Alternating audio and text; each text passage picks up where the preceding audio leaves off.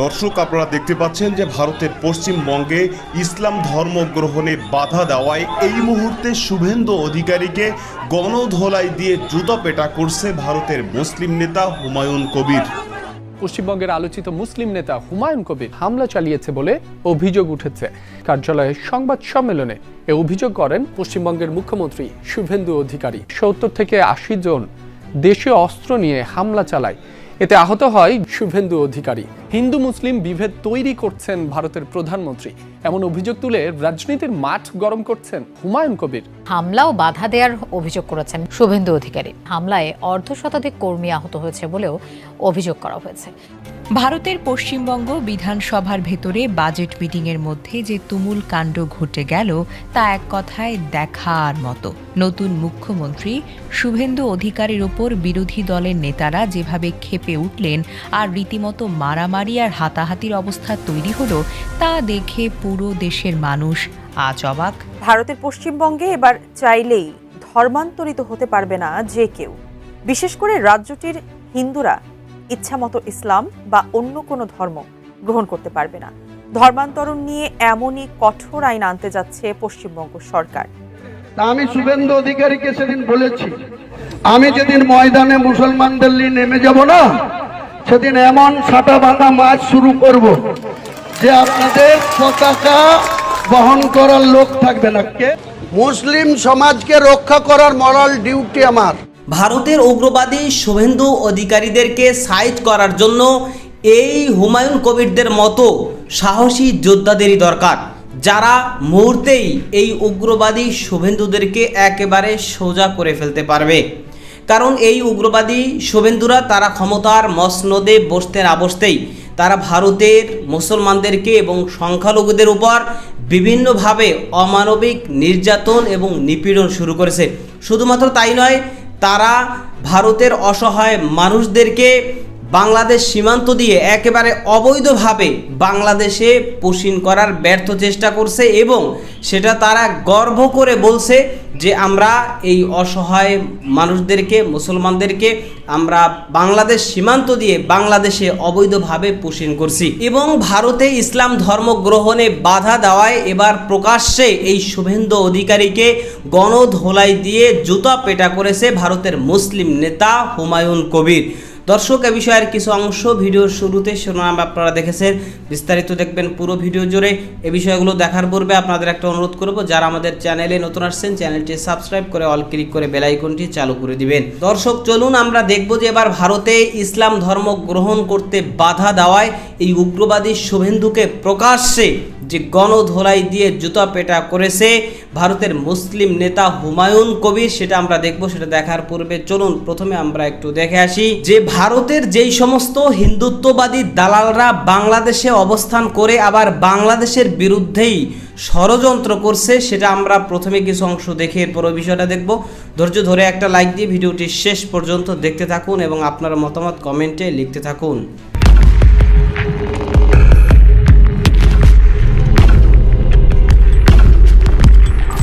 সন্ধ্যার ঢাকা, আকাশটা আজ মেঘলা, গুমোটো বাতাসে যেন শ্বাস নেওয়া কষ্টকর। শহরের ব্যস্ত রাজপথগুলোতে মানুষের কোলাহল, চায়ের দোকানে আড্ডা আর নিয়ন আলোর নিচে ছুটে চলা গাড়িগুলোর মাঝে এই শহরটা প্রতিদিনের মতোই স্বাভাবিক মনে হচ্ছে।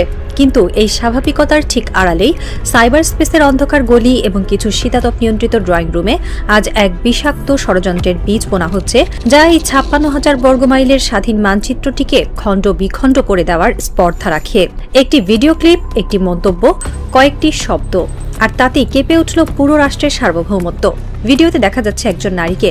তার নাম অ্যাডভোকেট চৈতালি চক্রবর্তী। তিনি কোনো সাধারণ নারী নন, তিনি নিজেকে পরিচয় দেন একজন আইনজীবী হিসেবে, আর রাজনৈতিক মহলে তার পরিচিতি বিগত স্বৈরাচারী শাসক গোষ্ঠীর মহিলা আওয়ামী লীগের একজন উগ্রবাদী নেত্রী হিসেবে। ক্যামেরার সামনে দাঁড়িয়ে অত্যন্ত দম্ভ ভরে স্বাধীন বাংলাদেশের আইন, সংবিধান এবং অস্তিত্বকে বৃদ্ধাঙ্গুলি দেখিয়ে তিনি এমন একটি বাক্য উচ্চারণ করলেন যা শুনলে যে কোনো দেশপ্রেমিক নাগরিকের ধমনীতে রক্ত টকবক করে ফুটতে বাধ্য।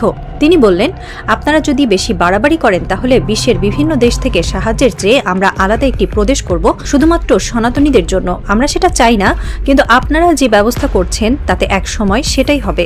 কি ভয়ঙ্কর এক রাষ্ট্রদ্রোহিতা! একটি স্বাধীন সার্বভৌম রাষ্ট্রের ভেতর দাঁড়িয়ে বিশ্বের অন্য দেশের কাছে সাহায্য চেয়ে দেশের একটি অংশ কেটে নিয়ে আলাদা প্রদেশ বানানোর এই প্রকাশ্য হুমকি কোনো সাধারণ রাজনৈতিক বক্তব্য নয়। এটি হলো সরাসরি রাষ্ট্রের অস্তিত্বের বিরুদ্ধে যুদ্ধ ঘোষণা। এটি হলো একটি নতুন মির্জাফরি ছক, যা ভিনদেশি প্রভুদের ইশারায় এই বাংলার মাটিতে বসে বাস্তবায়ন করার চেষ্টা চলছে।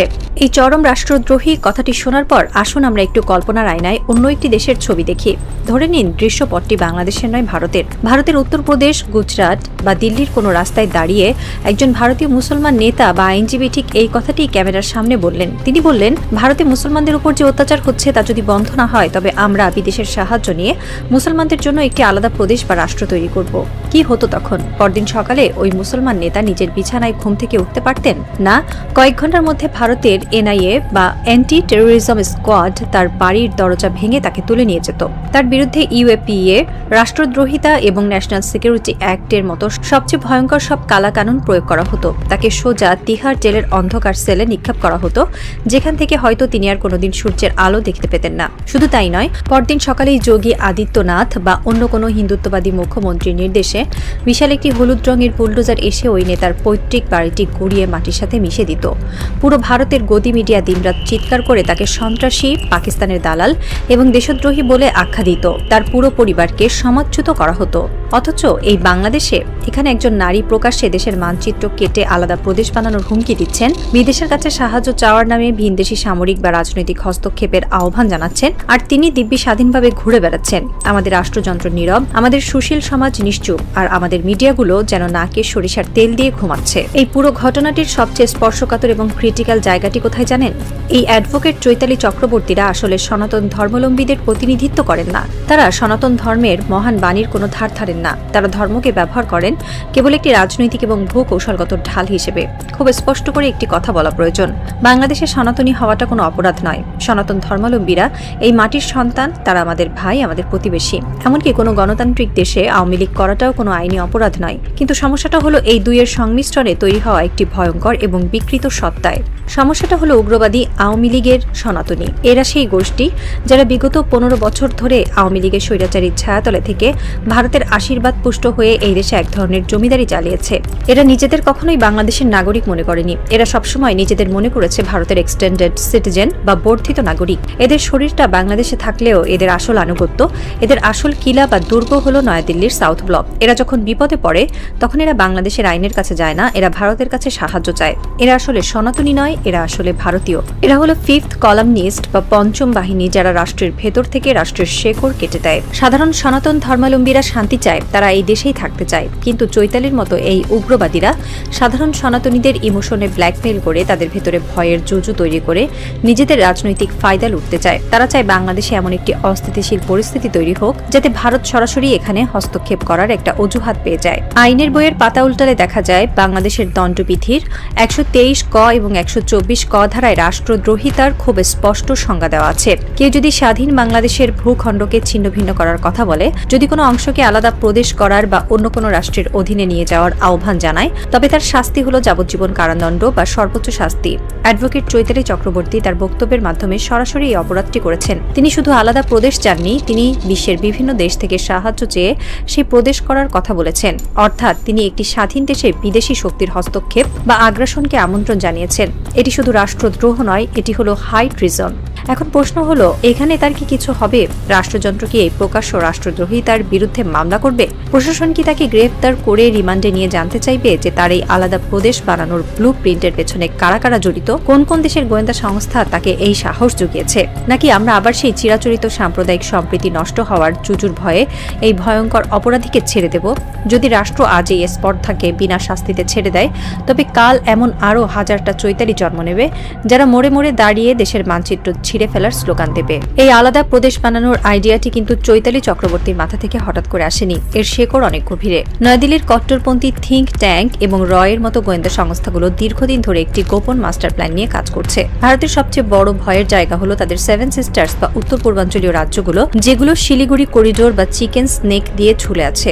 ভারত সবসময় চেয়েছে বাংলাদেশের উত্তরাঞ্চল বা বৃহত্তর একটি অংশকে যদি কোনোভাবে আলাদা করে একটি বাফার জোন বা স্বাধীন বাফার স্টেট হিসেবে তৈরি করা যায়, তবে তাদের 7 সিস্টার্স এর নিরাপত্তা নিশ্চিত হয়। আর এই বাফার জোন তৈরি করার জন্য তাদের দরকার একটি অজুহাত। সেই অজুহাত প্রস্তাবটি হলো সংখ্যালঘুদের উপর নির্যাতন হচ্ছে, তাই তাদের সুরক্ষার জন্য জাতিসংঘের অধীনে বা আন্তর্জাতিক হস্তক্ষেপে একটি আলাদা হিন্দু প্রদেশ তৈরি করা হোক। চৈতালি চক্রবর্তীর মুখ দিয়ে আজ যে কথাটি বেরিয়েছে তা আসলে সাউথ ব্লকের ওই গোপন মাস্টার প্ল্যানের একটি অঘোষিত ট্রেলার মাত্র। ভারত চায় বাংলাদেশের ভেতরে থাকা তাদের দালালরা এই দাবিটি বারবার উচ্চারণ করুক, যাতে আন্তর্জাতিক বিশ্ব এই ন্যারেটিভটির সাথে পরিচিত হয়। তারা একটি কৃত্রিম সংকট তৈরি করে আন্তর্জাতিক হস্তক্ষেপের ক্ষেত্র প্রস্তুত করতে চাইছে। আর আমাদের দেশের সাধারণ মানুষ যারা এখনো এদের নিছকই উগ্রবাদী নেত্রী ভাবছে, তারা আসলে এই মেগা জিওপলিটিক্যাল থ্রিলারের গভীরতা বুঝতেই পারছে না। রাত গভীর হচ্ছে ঢাকার বুকে। শেরেবাংলা নগরের কোনো একটি সুরক্ষিত কক্ষে হয়তো আজ রাতেও কোনো গোয়েন্দা কর্তা বা নীতি নির্ধারক কাজ করছেন। তাদের ল্যাপটপের স্ক্রিনে হয়তো চৈতালি চক্রবর্তীর ওই ভিডিও ক্লিপটি পজ করে রাখা আছে।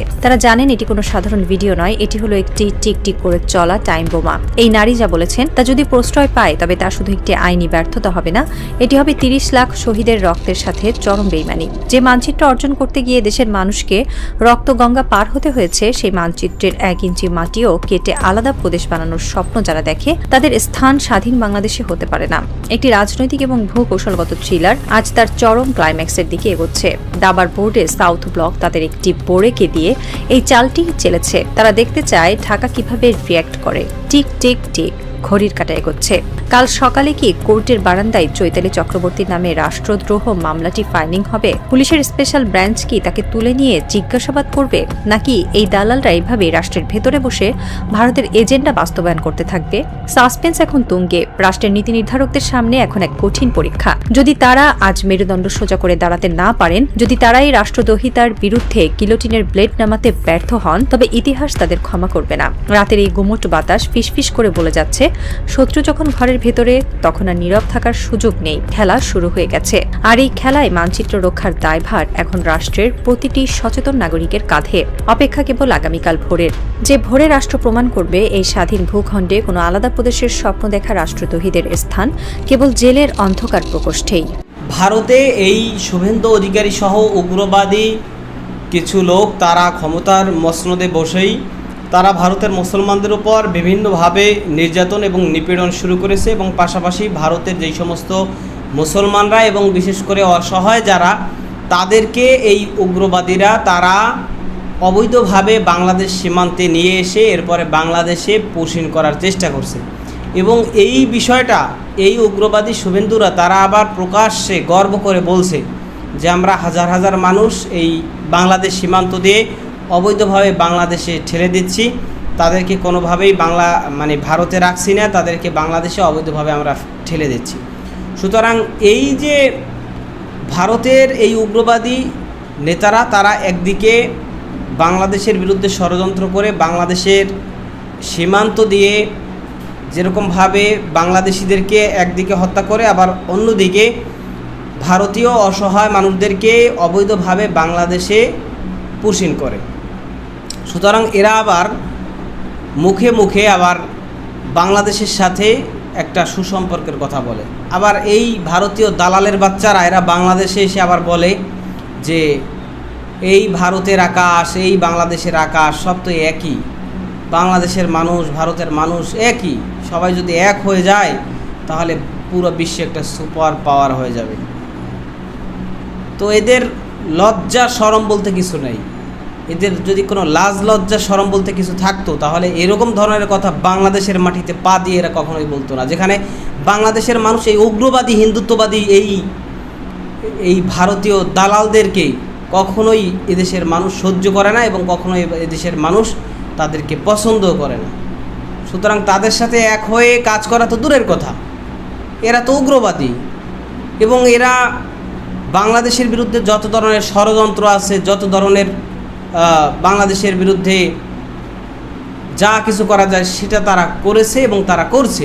আবার তারা মুখে মুখে বাংলাদেশের সাথে একটা ভালো সম্পর্কের কথা বলে। তারা যদি সত্যিকার অর্থে বাংলাদেশের সাথে, বাংলাদেশের মানুষের সাথে ভালো সম্পর্ক চায়, তাহলে তারা বাংলাদেশের বিরুদ্ধে ষড়যন্ত্র না করে বাংলাদেশের পাশে তারা পারলে দাঁড়াক, এরপরে তারা একটা সুসম্পর্কের কথা বলুক, তাহলে বাংলাদেশের মানুষ বিবেচনা করবে যে সেটা আমলে নেওয়া যায় কিনা। তো যাই হোক দর্শক, যে বিষয় দেখলেন সম্পর্কে আপনাদের মতামতকে সেটা কমেন্ট সেকশনে জানাবেন। ভালো থাকবেন, সুস্থ থাকবেন, দেখা হবে নতুন কোনো ভিডিওতে, কথা হবে নতুন কোনো বিষয়। আজকে পর্যন্তই, আসসালামু আলাইকুম ওয়া রাহমাতুল্লাহ।